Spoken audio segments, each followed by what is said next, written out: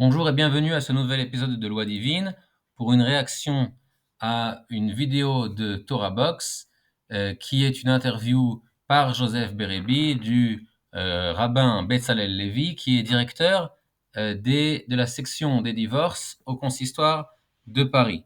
D'abord, félicitations à Torah Box pour les films sur Hanouka et Purim et un mauvais point pour la censure des commentaires.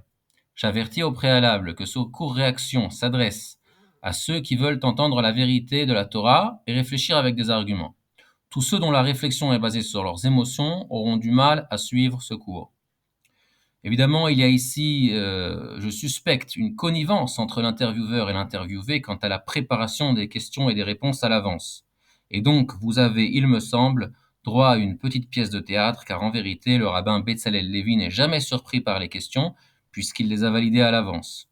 Ensuite, on nous a promis un parler vrai, sans rien cacher, et on a eu droit à un langage obscur, cachant le maximum, et les données importantes sont dissimulées ou dispersées dans l'entretien, comme le petit Pousset. Pas de référence à l'Afrique, pas de source, c'est pourquoi il a été très difficile de répondre à cette entrevue, qui est sens dessus dessous, d'un point de vue de la loi juive. Mais cela ne nous étonne pas beaucoup, puisque sur cette plateforme YouTube cherche le politiquement correct plutôt que de dire la vérité de la Torah. Et cela est déplorable pour une institution censée diffuser la Torah dans le monde entier, aux francophones, de se soucier plus du qu'en dira-t-on plutôt que de l'avis de Dieu et de la Torah.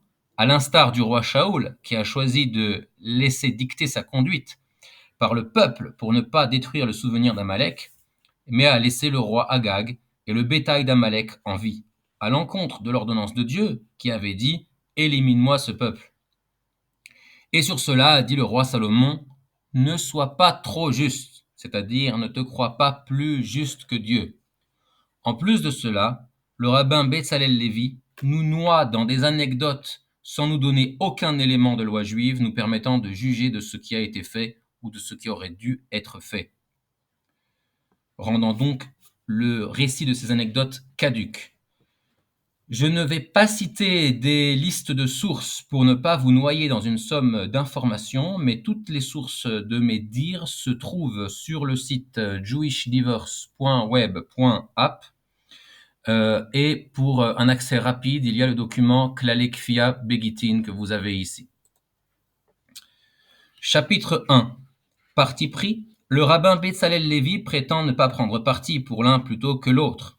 Et pourtant, il nous dit qu'il pense que les femmes prennent le mariage bien plus au sérieux que l'homme, comme un engagement éternel, nous dit-il, alors que toutes les études à ce sujet nous informent que les femmes sont à l'initiative des séparations et divorces de 70 à 90% en fonction des pays. Il nous dit également que les femmes sont toutes pieuses concernant l'obtention de leur guette, et nous prouverons dans ce cours que beaucoup d'entre elles ne veulent qu'une autorisation sociale et se contrebalancent de la cacheroute de leur guette, même si certaines fautent, peut-être par la faute du Beit Din, comme nous allons l'expliquer. Joseph Berebi, quant à lui, définit les femmes agounotes comme enchaînées, alors que, étant hébraïsant, il sait pertinemment que la définition d'aguna est ancrée, qui vient de l'encre du bateau, et pas enchaînée. En plus, tout élève de la maison d'études d'un jour sait bien que l'aguna est la femme dont le mari a disparu, et elle se retrouve alors comme une veuve, mais dans l'impossibilité de se remarier puisque la mort du mari n'a pas été prouvée. Mais si l'on suit son raisonnement, toute femme mariée est une aguna, puisqu'ayant reçu les kiddushin, c'est-à-dire l'anneau de fiançailles en général, de son plein gré, elle rentre sous l'autorité de son mari et devient ancrée dans le statut de femme mariée jusqu'à ce qu'il accepte de son plein gré de la répudier ou Dieu préserve qu'il meure. Et nous reviendrons là-dessus par la suite. Chapitre 2. Mari récalcitrant / femme récalcitrante. Le rabbin Betzalel Lévi et Joseph Berebi nous crucifient les hommes qui refusent de donner leur guette à leurs femmes, qui le réclament, alors que eux-mêmes avouent qu'il y a plus de femmes qui refusent de recevoir le guet que d'hommes qui refusent de le donner. Il y a même un chapitre entier de la vidéo réservé à cela. Il va justifier les femmes qui refusent de recevoir leur guet, chose qu'il ne fera pas, même partiellement, pour les hommes dans le même cas. Et pourtant, Joseph Bérébi va, au début de l'interview, poser une question biaisée sur les maris refusant le guet, comme si c'était le mal du siècle et un crime semblable à une prise d'otage, d'après Joseph Bérébi. Et le rabbin Betzalel Lévi va surenchérir, en accusant le mari de vouloir faire ramper sa femme devant lui. Je ferme les guillemets. Même en fin de vidéo, Joseph Bérébi fait de la propagande, puisqu'après avoir affirmé lui-même qu'il y a plus de femmes refusant d'accepter le guet que d'hommes qui refusent de le donner, dans le Beit Din de Paris, il va poser la question, j'ouvre les guillemets, que diriez-vous à un mari récalcitrant? Je ferme les guillemets. Et ensuite, il posera la question, j'ouvre les guillemets, que diriez-vous à une femme pour la réconforter? Je ferme les guillemets. Alors qu'on aurait dû s'attendre à au moins une position égalitaire, qui l'aurait poussé à poser également les questions que diriez-vous à une femme récalcitrante et que diriez-vous à un homme pour le réconforter? Et en début de vidéo, il dit que c'est inadmissible qu'à notre époque, un homme refuse de donner le guet à sa femme. Cela étant dit, il faut informer d'abord que nos sages ont dit que ceux qui ne s'y connaissent pas en matière de guet ne doivent s'en occuper en aucune façon, ni de loin ni de près, et qu'ils sont pires que la génération du déluge. Ensuite, il est capital d'informer le peuple que le mari ne peut être contraint à répudier sa femme contre son gré, malgré ce que veut dire Joseph Bérébi. Chapitre 3. Mari récalcitrant. Définition. D'après le rabbin Betzalel Lévi, la définition d'un mari rebelle ou d'une femme rebelle / récalcitrante, c'est un époux ou une épouse qui a déjà divorcé à la préfecture, c'est-à-dire les tribunaux séculiers, et qui après cela refuse de donner ou de recevoir le guet. Cette définition est sans fondement en loi juive, puisque la définition d'un mari rebelle, c'est soit qu'il refuse de nourrir / loger sa femme, soit qu'il refuse de l'honorer du devoir conjugal.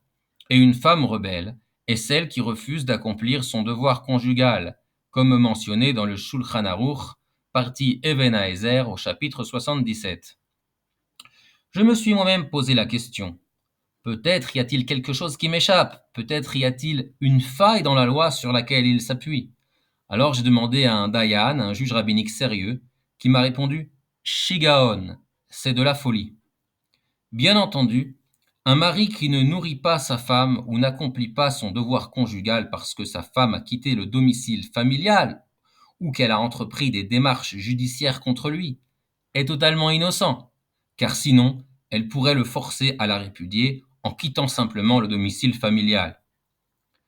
Il faut savoir qu'un mari dont la femme est rebelle n'a pas l'obligation de lui donner le guet, comme le Shulchan Aruch lui-même l'a dit, entre guillemets, s'il veut donner le guet, à ce même chapitre, et le Shulchan Aruch n'a pas dit plus que cela. Ni il doit donner le guet, ni il devrait donner le guet. Simplement, s'il veut donner le guet, alors. Ce qui veut dire que cela dépend totalement de la volonté du mari. Chapitre 4. Femme Aguna. Joseph Bérébi insiste à plusieurs reprises que le devoir du rabbin est de pousser le mari à donner le guet, ce à quoi le rabbin Betzalel Lévi répond qu'il est là pour équilibrer la situation. À d'autres moments, il répond que son objectif est de protéger la communauté, en évitant qu'il y ait des bâtards qui viennent au monde. Comprenez, en faisant en sorte que chaque femme obtienne son guet. Il faut comprendre que le devoir des juges rabbiniques est de respecter et faire respecter la loi juive, et que seulement de cette façon-là, on limitera les naissances de bâtards en Israël. Joseph Bérébi et le rabbin Betzalel Lévi ont l'air de présumer que le divorce est un droit de la femme dans le judaïsme, ce qu'on appelle en anglais le no-fault divorce. Or, il n'en est rien. Et c'est tout le principe du mariage juif, appelé kiddushin, que la femme devient dépendante de la volonté de son mari pour refaire sa vie, selon les mots du rabbin Betzalel Lévi. Autrement dit, la fidélité de l'épouse est assurée par la Torah, et c'est pour cette raison que les maris juifs s'engagent à signer de nombreux et lourds engagements de la Ketouba. Aujourd'hui, les femmes exigent le droit au divorce sans faute, mais d'un autre côté, elles veulent conserver l'engagement du mari envers elles, engagement qui se retrouve être à sens unique. En effet, il est écrit dans le Deutéronome au chapitre 24, premier verset, j'ouvre les guillemets, et il arrivera que si elle ne trouve pas grâce à ses yeux, et le verset fini, il lui écrira un livre de retranchement, le remettra entre ses mains et la renverra de sa maison. Je ferme les guillemets. Et le Sifri, qui est un midrash de loi, explique si elle ne trouve pas grâce à ses yeux, de là on apprend que le guet dépend de la volonté du mari. Et ainsi c'est répété dans la Mishnah du traité Yebamot au chapitre 14, première Mishnah. Je cite, l'homme qui répudie ne ressemble pas à la femme qui est répudiée, car l'homme ne répudie que selon sa volonté, et la femme est répudiée bon gré mal gré. Les partisans de la coercition vont nous pointer une autre Mishnah dans le traité Ketubot au chapitre 7, Mishnah 10. Je cite, voici ceux que l'on force à répudier leur femme par un guet. Et nous disent, vous voyez bien que l'on peut forcer certains maris. Et ils oublient la fin de la Mishnah. Je cite, celui qui a des pustules, celui qui a une odeur nauséabonde émanant de sa bouche ou de son nez, celui qui ramasse les crottes de chien, le mineur de cuivre et le tanneur. Fin de citation. Oui, nous diront-ils, mais le Rambam a tranché au chapitre 14, loi 8.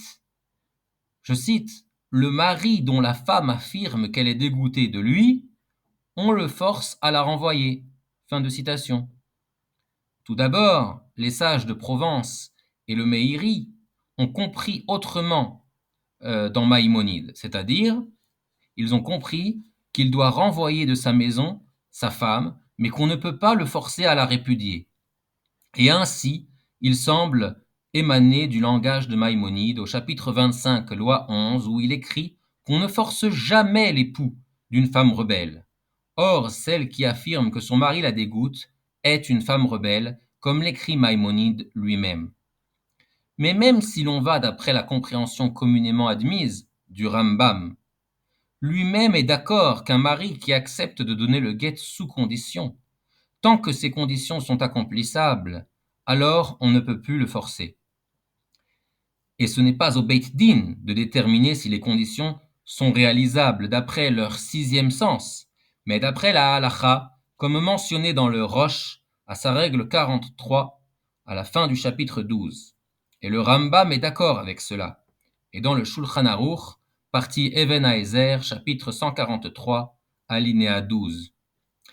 Mais de toutes les façons, le Rosh a déjà tranché qu'on n'a pas le droit de s'appuyer sur ce Rambam, même a posteriori, comme il l'a écrit dans sa règle 43 au chapitre 6. Et il écrit là-bas que celui qui tranche comme le Rambam, forçant un mari à donner le guet à sa femme sous le prétexte qu'elle prétend être dégoûtée de lui, multiplie les bâtards dans le peuple juif. Et le Rosh a été mentionné dans le Beit Yosef, qui a tranché comme lui dans le Shulchan Aruch, partie Even Haezer, chapitre 77, alinéa 2. Et Rabbi Moshe Isserles a écrit au chapitre 154, à l'alinéa 21, que dans tous les cas où il y a une dispute entre les législateurs, on ira d'après l'avis rigoureux pour ne pas contraindre au guet. Et ainsi ont tranché une ribambelle de décisionnaires postérieurs jusqu'à nos jours. Et pour les accros fanatiques de la contrainte à la bastonnade et de la prison, je leur rappellerai ce que le Khatam Sofer a écrit. Dans Even Haezer, première partie, réponse 116. Que celui qui s'appuie sur un avis indulgent permettant la contrainte, eh bien le guet sera invalide de façon certaine et non pas par doute. Et nous explique le Dvar Yehoshua, puisque le mari a une présomption de possession sur sa femme, au sens marital du terme. Il a le droit de dire « je pense comme tel décisionnaire ». Or, toutefois où une personne a une présomption de possession, le Beit Din ne doit pas attendre que le présumé possesseur réclame le droit de trancher la loi, comme les décisionnaires qui légifèrent en sa faveur, mais doit le faire automatiquement. Ainsi, nous dit le Khatam Sofer, puisqu'il y a un décisionnaire qui tranche qu'on ne peut pas contraindre au guet, on ne sait plus si, en le contraignant, on va révéler sa volonté profonde de donner le guet ou pas. Je rappelle en passant que depuis Rabbeinu Gershom, lumière de l'exil, la femme ne peut plus être répudiée contre sa volonté si c'est une femme cachère. Chapitre 5. Chantage au guet. Joseph Bérébi, à qui nous pardonnons son ignorance, nous parle de chantage au guet à la 27e minute, à 2 reprises, ce à quoi le rabbin Betzalel Lévi acquiesce en nous citant un verset qui ne va pas en sa faveur, alors que c'est une chose claire dans le Talmud et dans les législateurs de toutes les époques de l'humanité, dans les législateurs de toutes les époques à l'unanimité, que l'homme a le droit de remettre le don du guet à une compensation, de soumettre le don du guet à une compensation financière ou à des conditions en sa faveur. Comme vous pouvez le voir dans le Shulchan Aruch, partie Even Haezer, chapitre 143. Puisque si c'est un prix trop lourd à payer, elle a toujours le choix de faire la paix avec son mari ou de rester seule toute sa vie. En effet, les décisionnaires sont unanimes. Une femme rebelle, son mari n'a pas de devoir de lui remettre le guet, et ce, tous les jours de sa vie. Et nos sages ont écrit en toutes lettres, il a le droit de la rendre à Gouna. Ou encore, nous, le Beit Din, la rendons à Gouna. Fin de citation. Et concernant la crainte du rabbin Betzalel Lévi, de peur qu'elle aille commettre l'adultère et qu'elle enfante des bâtards, et la faute, ose-t-il nous dire, en incomberait au mari, que Dieu nous sauve de prononcer de telles hérésies. Nos sages législateurs ont quant à eux un avis tout autre. Ainsi, le Roche écrit dans le traité Ketubot au chapitre 1 à l'alinéa 35 au sujet d'une femme qui menace de commettre l'adultère si elle ne reçoit pas son guet.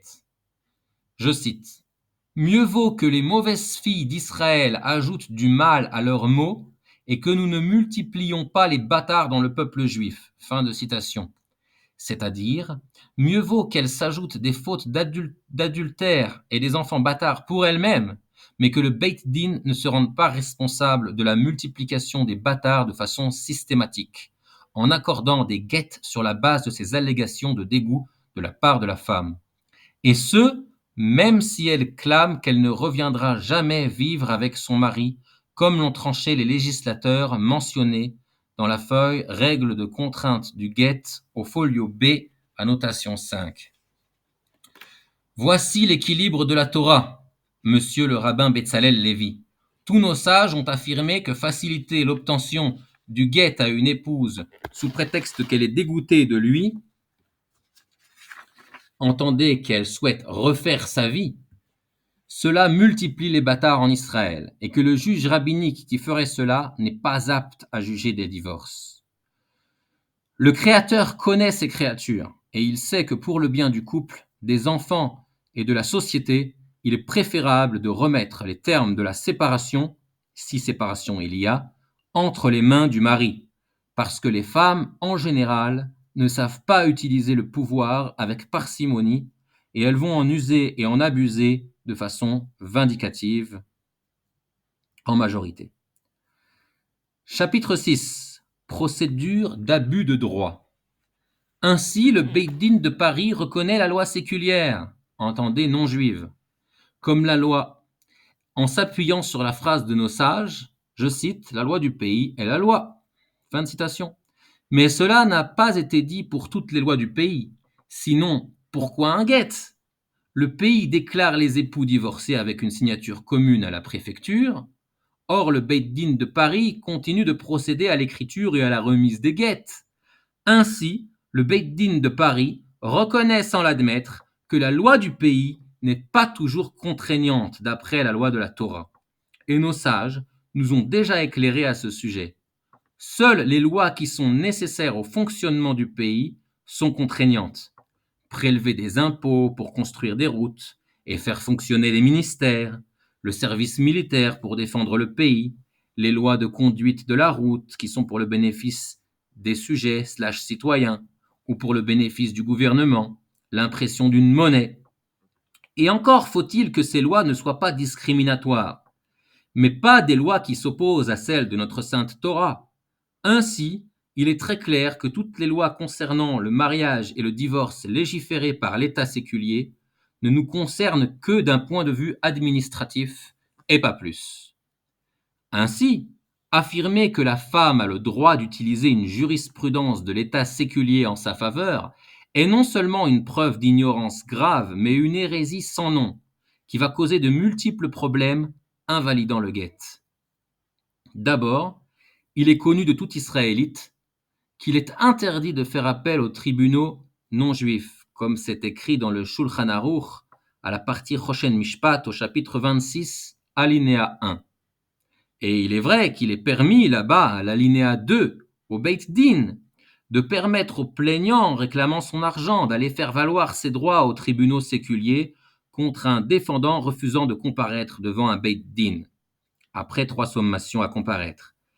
Mais cela n'a été permis que pour des différends monétaires et non pour des questions de divorce.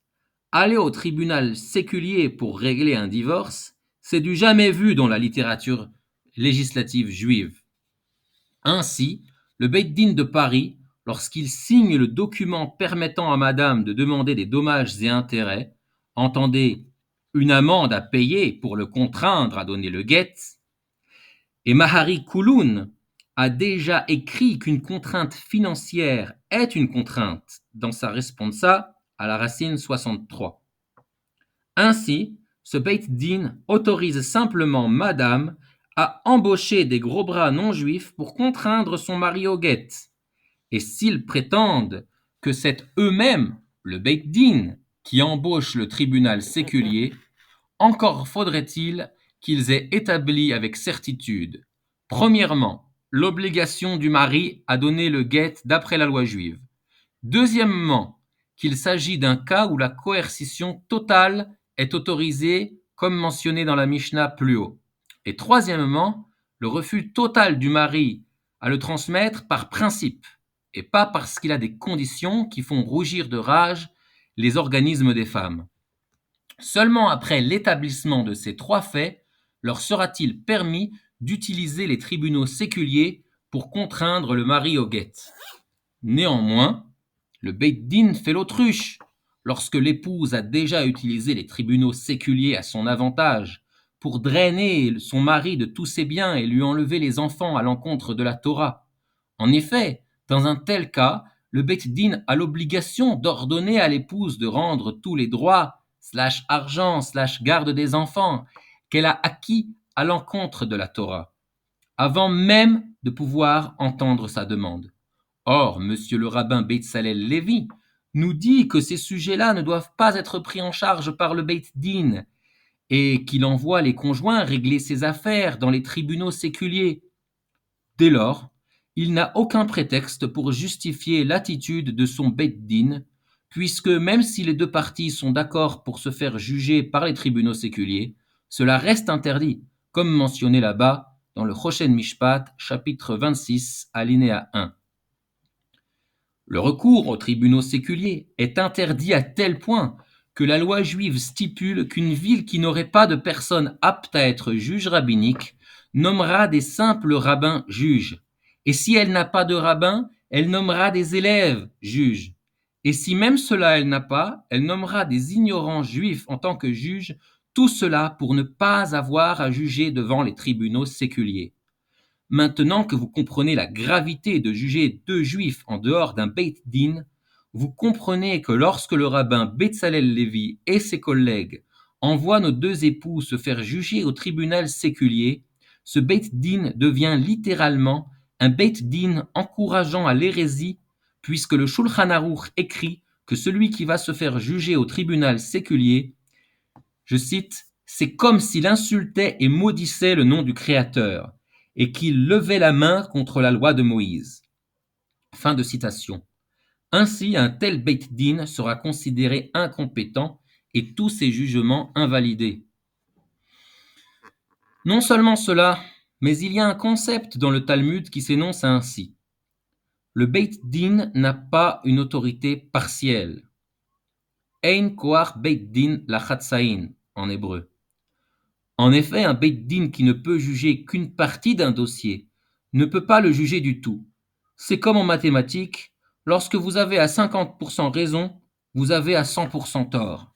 J'entends déjà nos chers rabbins du Beit Din de Paris vous répondre que le guet est un dossier à part entière et que la séparation des biens et la garde des enfants sont également des dossiers séparés à part entière. Et pourtant, lorsqu'ils les ont mariés, ils n'ont pas séparé les histoires d'argent lorsque c'était au profit de madame. Ces mêmes rabbins seraient prêts à annuler un mariage si le mari n'est pas prêt à s'engager financièrement. Pourquoi alors faire deux poids deux mesures avec la répudiation? Imaginez-vous deux associés qui mettent fin à une association et l'un des deux décide de gérer le dossier de clôture de la firme et la fin de l'association dans un tribunal qui lui sera favorable, d'un côté, et de l'autre côté, le dossier de séparation des gains et de règlement de sa dette envers son associé dans un autre tribunal qui lui sera plus favorable pour ce dossier-là. Même en droit civil, n'importe qui peut se rendre compte de l'aberration. De plus, il est évident dans le Talmud que les histoires d'argent et de guet forment un seul et même dossier, puisque la question du guet est toujours suivie de la question de l'argent.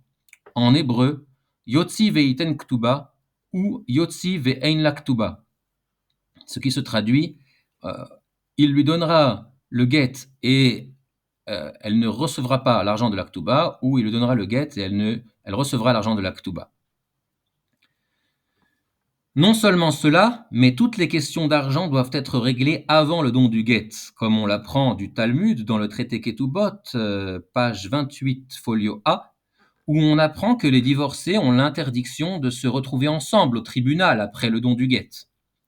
Et ainsi, nos sages ont écrit dans le Shulchan Aruch, à la procédure du guet, à l'alinéa 81, dans les annotations de Rabbi Moshe Isserles, que le juge rabbinique procédant à la remise du guet doit dire à la femme de remettre la ketouba à son mari ou d'y renoncer verbalement, car si elle venait à lui en réclamer le montant par la suite, le mari pourrait dire « Je ne l'ai pas répudiée afin qu'elle me réclame la ketouba », et cela rendrait son guet invalide rétroactivement. Il en va de même pour toutes les questions d'argent. Et le Rav Moshe Feinstein a écrit ainsi, dans Igrot Moshe, partie 7, lettre 116, et le Rav Menashe Klein a aussi écrit ainsi, dans Mishneh Halachot, partie 14, les lettres 9 et 10, et les lettres 95 à 105, il sort de nos propos que le Beit Din a l'obligation de régler les questions d'argent et de garde des enfants avant de procéder au don du guet, et qu'en aucun cas il ne peut ni n'a le pouvoir d'envoyer les époux ou ex-époux régler ces affaires aux tribunaux séculiers. Et il faut ajouter que dans le dernier cas, le Beit Din serait un Beit Din ignorant qui ne respecte pas les traditions des tribunaux du peuple juif et que par conséquent, tous les guitines délivrés par ce Beit Din seraient frappés de présomption d'invalidité, comme l'a écrit le Rav Menashe Klein dans son ouvrage Mishneh Halachot susmentionné. Chapitre 7. Contraintes. Joseph Bérébi nous dit que le devoir du rabbin doit être de convaincre le mari de donner le guet quoi qu'il arrive. Non seulement cela, mais il encourage l'utilisation de contraintes coercitives et louange l'état séculier de Terre Sainte et leurs tribunaux pour leur utilisation excessive des peines de prison et autres interdits bancaires ou privations de permis et autres contraintes ayant pour but de forcer le mari à donner le guet. Sans regard pour les demandes du mari, serait-elle légitime, même d'après la logique humaine et la morale humaine basique? Le rabbin Betzalel Lévi répond au début de l'entrevue qu'il n'y a qu'une façon de faire le guet, puis change d'avis et nous informe que le Beit Din a des outils. Entendez des moyens de coercition. Et enfin, après sa chaude recommandation des peines financières via les tribunaux séculiers, il nous informe que le Beit Din peut utiliser l'excommunication prescrite par Rabbeinu Tam comme si cela était un outil utilisable à volonté. Comme nous l'avons dit plus haut, un mari n'a aucune obligation de donner le guet à sa femme rebelle. A fortiori qu'il n'a pas d'obligation de délivrer le guet à sa femme délatrice, ayant utilisé les tribunaux séculiers pour s'assurer l'avantage concernant la garde des enfants, la pension alimentaire et la séparation des biens immobiliers. Comme nous l'avons dit plus haut, Nos sages ont dit que celui qui tranche la loi dans le sens de l'indulgence pour la coercition au guet est un ignorant, et son cœur s'enorgueillit dans le jugement, et il multiplie les bâtards dans le peuple juif. Ainsi, même s'il existe plusieurs degrés de contrainte, la contrainte dans le corps et dans l'argent de l'individu, la contrainte indirecte, la contrainte par humiliation, la contrainte par instruction. Tu dois faire cela parce que la Torah te le dit, ou parce que nous te le disons. Eh bien, envers un mari qui n'a pas d'obligation de donner le guet à sa femme, toute forme de contrainte est interdite. Ainsi, lorsque le rabbin Betzalel Lévi nous dit que si deux gros bras, qu'il appelle des malabars, viennent dire au mari de donner le guet, il est évident que leur visite allusionne une menace non exprimée en mots et pourtant bien réelle. Et la seule chose qui importe, c'est est-ce que le mari se sent menacé, puisque tout dépend de sa volonté propre.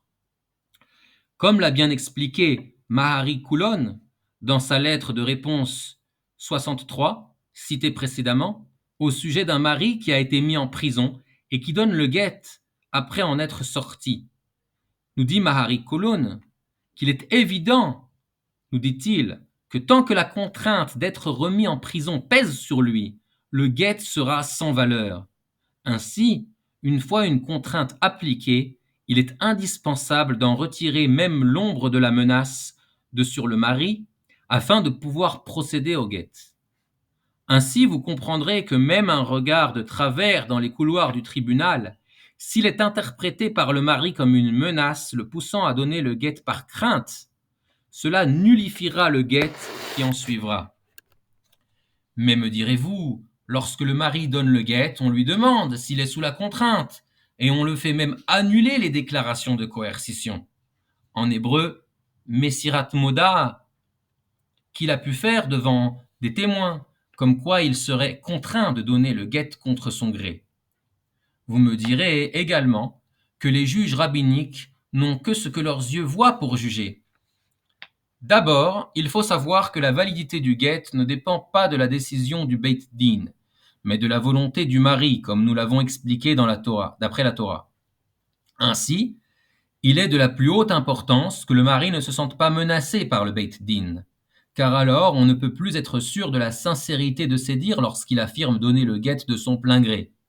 En effet, toutes les techniques évoquées par les législateurs du Moyen-Âge dans le Shulchan Aruch, partie Even Haezer, chapitre 134, pour nullifier les déclarations qu'il a pu faire, n'ont d'intérêt que si le mari se sent libre de s'exprimer sans crainte de représailles, ou s'il a fait des déclarations de coercition qu'il a oublié d'annuler. Mais pour répondre à la question de Joseph Bérébi, est-ce que la contrainte nuit à la validité du guet? La réponse est oui, absolument.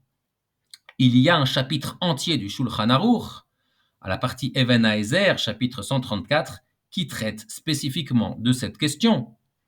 Et c'est pourquoi le Beit Din doit lui demander s'il y a la moindre contrainte sur sa personne, ou s'il a fait des déclarations de contrainte. Chapitre 8. Excommunication. Ceci étant clarifié, il nous reste à éclaircir la question de l'excommunication, puisqu'un mari qui n'a pas de devoir de donner le guet ne peut être contraint en aucune façon, et qu'un mari que l'on peut contraindre peut même recevoir les coups. Alors pour qui Rabbeinu Tam a-t-il institué l'excommunication sans contrainte corporelle? Réponse: pour tous les cas de mari mentionnés dans le Talmud, comme ayant un devoir de donner le guet, mais qui ne font pas partie des 6 de la Mishnah, que l'on peut forcer avec des coups.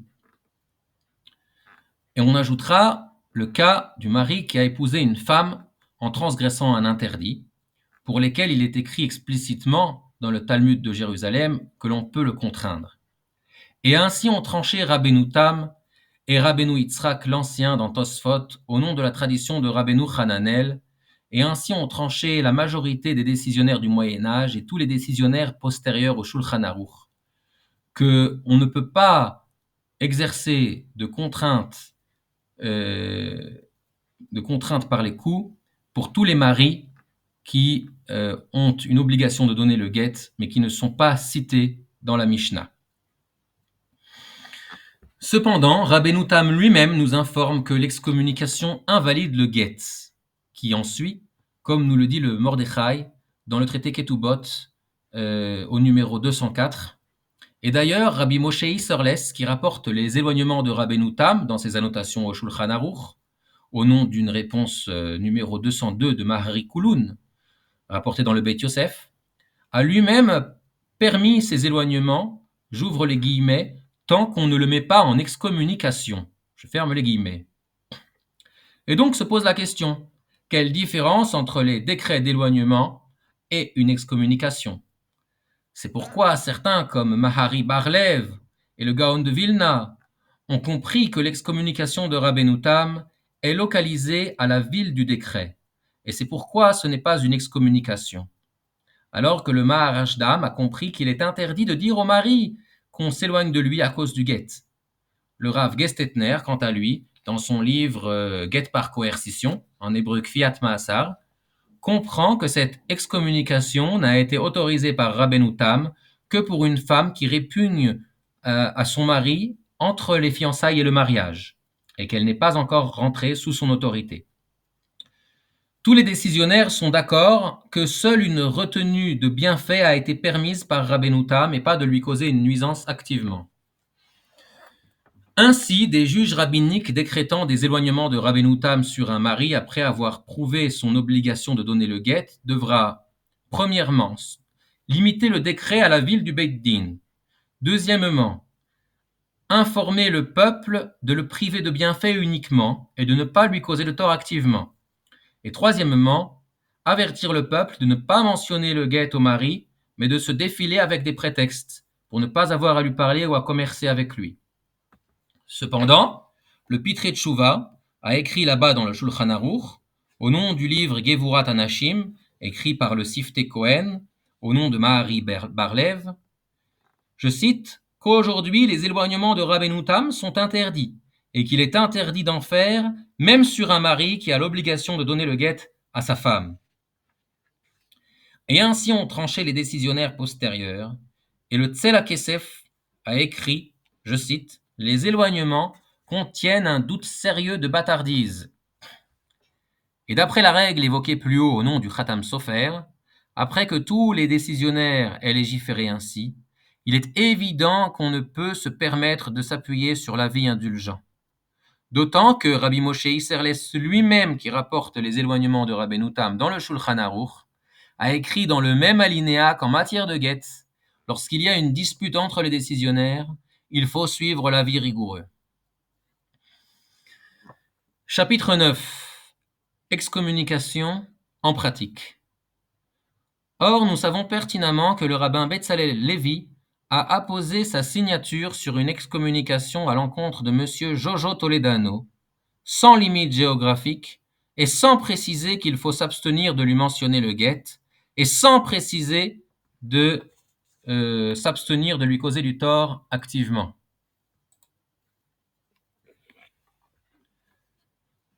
Elle figure sur votre écran. De plus, des rabbins de communautés ignorant des sujets de guet ont eu l'effronterie d'exclure M. Jojo Toledano de leur synagogue. S'ils s'étaient contentés de ne pas le compter dans le quorum de 10 hommes nécessaires pour la prière et de ne pas le faire monter à la Torah, je me serais tu. Mais là, il s'agit d'un acte pire que l'excommunication, puisque l'excommunié, les gens ne s'assiront pas dans ses 4 coudées lorsqu'il est déjà assis, et peuvent rester assis à leur place s'il vient s'asseoir à leur côté. Mais ici, il se fait renvoyer activement de la synagogue. Ainsi, même si le décret d'éloignement aurait pu être justifié, le guet qui suivrait serait invalide à cause de l'action zélée de ces rabbins de communauté. Mais en plus de cela, comment a-t-il pu leur échapper que la femme de M. Jojo Toledano est arrivée au Beit Din de Montréal avec un avocat et que ne s'exprimant pas par elle-même, elle aurait dû perdre sa présomption d'honnêteté dans son argumentation, aux yeux du Beit Din. Mais en plus, elle n'avait aucune argumentation et a simplement demandé son guet, faisant d'elle une femme rebelle. Mais le Beit Din de Montréal n'a pas eu peur du jour du jugement et a puni la victime et récompensé la fauteuse, en instruisant M. Jojo Toledano de quitter le domicile et de verser une pension à sa femme qui par la suite a fait appel aux tribunaux séculiers en accusant son mari de refus de guet religieux, ce qui a fait perdre le droit à M. Jojo Toledano de se défendre, et ce d'après la loi canadienne. Elle s'est donc retrouvée en possession de la maison de son mari, que le tribunal séculier a volé du propriétaire, pour récompenser la fauteuse, encore une fois. Maison financée par l'apport de son héritage personnel et que madame n'a apporté aucun sou pour justifier ne serait-ce que de devenir copropriétaire. Ainsi, M. Jojo Toledano, époux d'une femme rebelle, époux d'une femme délatrice, victime de l'injustice des tribunaux séculiers, qui se font passer pour des tribunaux rabbiniques, comme je vais l'expliquer par la suite, est dispensé de donner le guet, et ce éternellement. Et pourtant, depuis 2008, il a proposé à son épouse plusieurs solutions pour arriver à un accord à l'amiable, guet à la clé, mais à ce jour, elle se limite à se plaindre auprès des rabbins et des avocats, mais en refusant de lui rendre ce qui lui a été volé. C'est pourquoi le problème perdure. Comment, dans ces conditions, le Beit Din de Paris, c'est-à-dire le grand rabbin Michel Guggenheim, le rabbin Betzalel Lévi et le rabbin Binyamin Sheli ont pu juger de lui imposer une excommunication. Et tout ce qui a été dit est valable également pour le Beit Din de Marseille du rabbin Shmuel Meloul, à qui nous avons déjà consacré une vidéo. Et évidemment, ces Beit Din modernes vous écrivent toujours dans leurs excommunications que, je cite, « Les raisons du mari pour ne pas donner le guet sont insuffisantes », et ce sans les mentionner. Et notre réponse sera toujours que cet argument se retourne contre eux, et que c'est à eux de nous prouver que ces hommes ont perdu leur présomption d'hommes cachers, et qu'ils auraient, semble-t-il, une obligation de délivrer le guet à leurs femmes. L'exigence de preuve retombe sur leur tête, et peut-être le Beit Din de Paris a-t-il demandé au Beit Din de Montréal un transfert d'autorité. Mais cela est insuffisant, comme je vais l'expliquer à présent. Chapitre 10. Après une longue séparation. Le fait qu'ils mentionnent la durée de séparation comme raison essentielle de leur décision d'imposer une excommunication montre une ignorance et une insolence dans le jugement. Sur quoi s'appuient-ils? Évidemment, me suis-je dit, comme leur maître de la rabbanoute israélienne, ils doivent s'appuyer sur Rabbeinu Yerucham. Dans Mesharim, au Nétiv 23, chapitre 8, le paragraphe qui débute par « Mon maître Rabbi Avraham, fils de Rabbi Ishmael ». Rabbeinu Yerucham, donc, qui après avoir écrit au nom de son maître le roche qu'on ne peut jamais forcer un mari à donner le guet sous prétexte qu'elle prétend être dégoûtée de lui au point de ne pas pouvoir coucher avec lui comme le font tous les couples, Rabbeinu Yerucham écrit au nom de son second maître que si elle dit « Je ne veux pas de lui qu'il me donne mon guet et ma ketouba » et que lui répond « Moi non plus je ne veux pas de toi, mais je refuse de te donner ton guet »,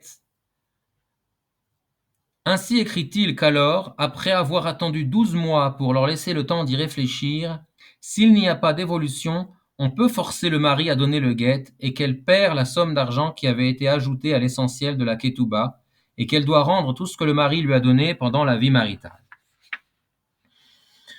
Tout d'abord, ils sortent les paroles de Rabbeinu Yerucham de leur contexte, puisque lui ne parle que d'un mari qui ne veut pas récupérer sa femme et qui ne veut pas donner le guet, et ce, sans raison. Mais s'il est prêt à le donner en échange de certaines conditions à son avantage, évidemment que Rabbeinu Yerucham est d'accord, qu'on ne peut pas le forcer. Et a fortiori de fortiori, lorsque ces conditions sont de récupérer l'argent et les biens qu'elle lui a volés et les enfants qu'elle lui a enlevés par le tribunal séculier. Chose qu'il ne devrait même pas avoir à demander, puisque le Beit Din lui-même devrait exiger cela de la femme avant même d'envisager de s'adresser au mari concernant le guet. Et même si la demande de donner le guet venait de lui, le Beit Din devrait considérer sérieusement de le lui refuser tant qu'elle ne rend pas ce qu'elle a acquis à l'encontre de la Torah aux tribunaux séculiers. Ensuite, Rabbi Yosef Karo ainsi que tous les décisionnaires postérieurs connaissaient ce Rabbeinu Yerucham, et personne n'a jugé bon de le mentionner avant les extraordinaires sages de la rabbanoute. Quoi qu'il en soit, tous les décisionnaires ont écrit que si elle s'est rebellée en première, peu importe l'attitude de son mari après coup, il a le droit de la rendre agouna éternellement. Voir la liste dans Milchemet Eshdat à la branche 3, qui est disponible sur le site que je vous ai cité. Chapitre 11. De la poudre aux yeux. La technique des tribunaux rabbiniques modernes en Israël comme à Montréal, et je n'en doute pas en France également, est de faire signer au couple, mais surtout au mari, un contrat d'acceptation de jugement appelé Shtar Berurin, qui signifie que vous avez choisi ces juges rabbiniques pour vous juger. Je rappelle que c'est votre droit de choisir au moins un des juges rabbiniques, chacun des deux parties, et les deux juges choisis en choisiront un troisième. Mais en général, le plaignant devra suivre le défendant dans le Beit Din de son choix, et à plus forte raison que le mari d'une femme rebelle choisira le Beit Din car il n'a aucune obligation de la suivre, elle, au Beit Din dans lequel elle a ouvert son dossier, même s'ils lui font parvenir une invitation à comparaître tant qu'il se présente à un autre Beit Din. Et ces juges rabbiniques modernes qui vous demandent de signer ce document comme si ce n'était qu'une simple formalité, ils y ont ajouté une clause qui stipule que vous acceptez d'être jugé en renonçant à vos droits que vous prodigue la loi juive, dit halachik, ou bien, comme au Beit Din de Montréal, d'être jugé d'après les lois et la jurisprudence séculière. De toutes les façons, à l'encontre de la Torah. Il va sans dire que ces juges rabbiniques n'ont pas l'autorité pour faire signer un tel document.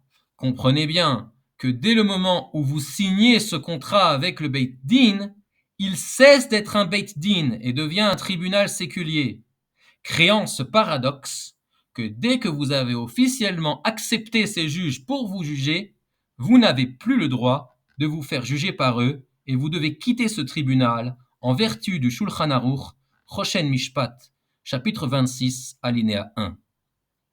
Ainsi, les juges rabbiniques modernes, après la signature de ce document, exigent du mari de suivre une thérapie de couple auprès d'un thérapeute ou d'un psychologue recommandé par le Beit Din, qui demande à l'épouse de coopérer, ce qu'elle fait avec empressement, sachant que tout cela n'est qu'une mascarade et le moyen d'obtenir son guet.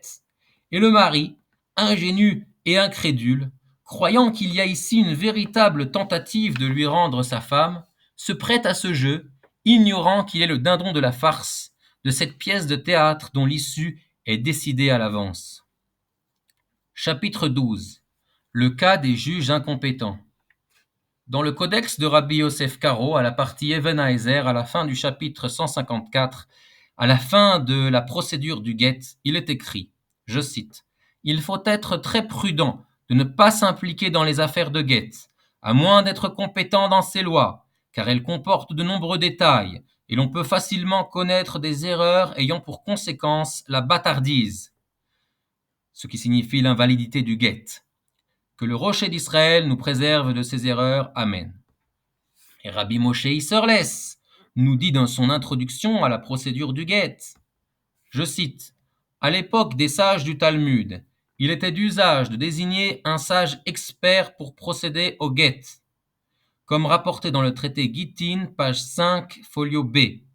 On trouve également dans les écrits des anciens qu'il était coutumier de ne prononcer un guet qu'en présence des dirigeants spirituels de la génération. » Il cite ici le Rivash à la section 49 qui dit, et je cite, « Je témoigne au sujet de mes maîtres, le Rav Rabbeinu Peretz HaKohen, que son souvenir soit béni, et le Rav Rabbeinu Nissim, qu'il vive et soit préservé, qu'ils n'ont jamais permis qu'un guet soit délivré autrement qu'en leur présence, car la majorité de ceux que l'on trouve impliqués dans les guets ne sont ni experts ni compétents dans les subtilités et les exigences précises du guet. » Fin de citation du Rivash. Je retourne à la citation de Rabbi Moshe Isserles. C'est pourquoi, dit-il, nul ne devrait chercher à procéder à la transmission d'un guet si ce n'est un expert en la matière. Et quiconque ignore les tenants et les aboutissants du guet et des kiddushin / mariage ne devrait pas s'en occuper du tout. Si quelqu'un transgresse cette règle et prononce un guet ou une halitza sans autorisation des plus grands sages de sa génération, voir la partie Yoredea au chapitre 6 sur le niveau du rabbin, à la section 14. Un guet remis sous la direction de rabbins non experts en guittin doit être invalidé, comme indiqué précédemment, aux sections 141, alinéa 30, et à la section 142, alinéa 9. Fin de citation de Rabbi Moshe Isserles. Et le Ritbaz a écrit dans une lettre de réponse au sujet d'un érudit qui faisait des guitines invalides qu'il fallait lui interdire de force à cesser de procéder au don de guet, et le Pitré Teshuva l'a rapporté dans le Shulchan Aruch à la fin de la procédure du guet. Dans Even Haezer 141, le Réma écrit à la fin de l'alinéa 30 que si l'on s'aperçoit que celui qui procède au don du guet n'est pas compétent en la matière, même si l'on ne trouve pas de vice de procédure invalidant, il faudra invalider son guet. S'il en est ainsi, que dire de toutes les phrases erronées du point de vue légal de la Torah que l'on entend dans cette entrevue?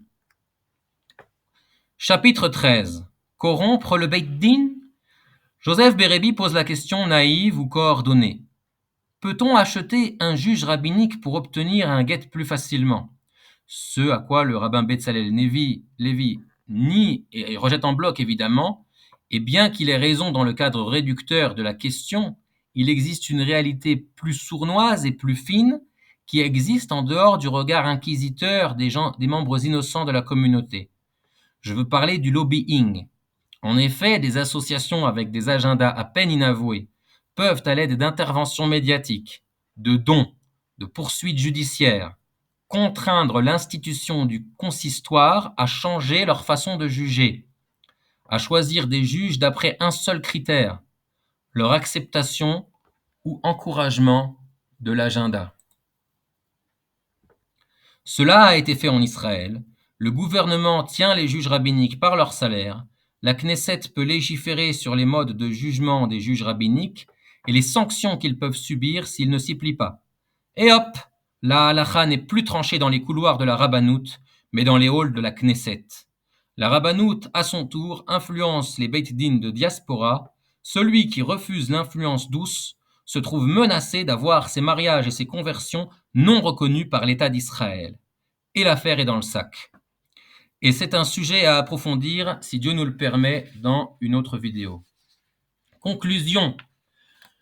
Le rabbin Betzalel Lévi et ses collègues du Beit Din de Paris n'ont pas l'air de se soucier de la loi juive, si ce n'est pour préserver les apparences.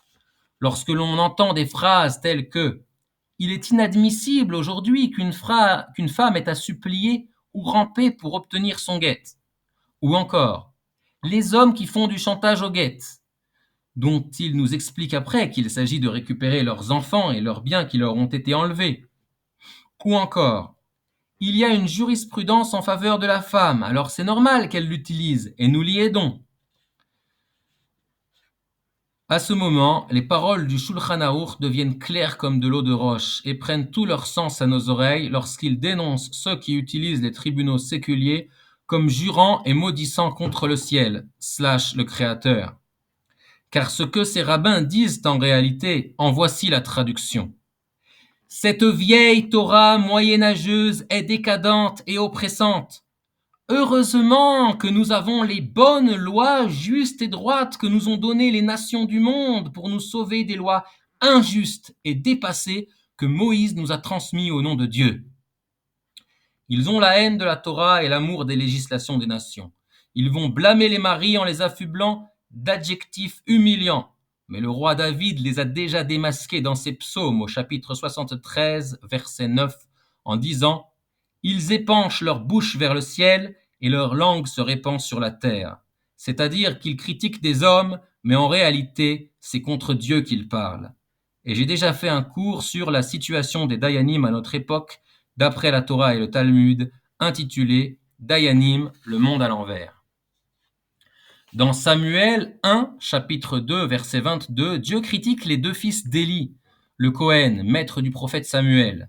Ces deux fils, nommés Hophni et Pinchas, sont donc critiqués par Dieu qui les accuse de coucher avec les femmes mariées du peuple juif. Nos sages nous enseignent qu'en fait, seul Hophni fautait et sa faute consistait uniquement à tarder à sacrifier les oiseaux apportés par les femmes ayant accouché pour terminer leur processus de pureté, ce qui retardait le moment où elles pouvaient se réunir avec leur mari intimement.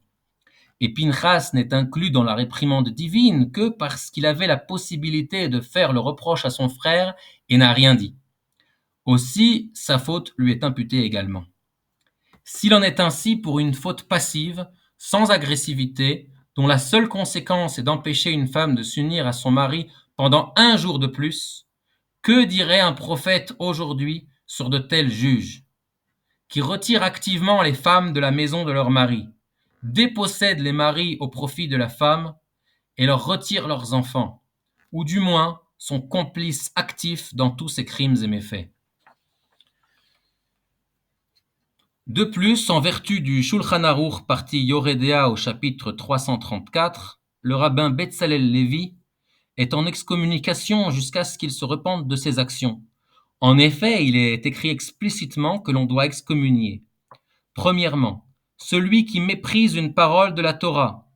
Or, il a méprisé ce qui est écrit dans la Torah, que l'homme ne doit divorcer sa femme que selon sa volonté.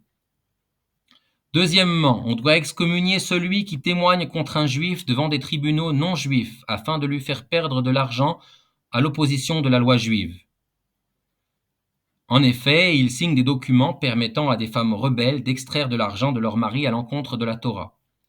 Troisièmement, on doit excommunier celui qui entraîne la masse du peuple juif à profaner le nom de Dieu. Il est évident que le fait de commettre l'adultère avec un faux guet amène à une profanation du nom de Dieu. Quatrièmement, on doit excommunier celui qui fait trébucher les aveugles, c'est-à-dire celui qui induit les autres en erreur et les pousse à la faute à cause de cette erreur. En effet, par la transmission de guettes non valides, on pousse les gens à la faute, des fautes très graves. Cinquièmement, on doit excommunier celui qui empêche la communauté d'accomplir une mitzvah.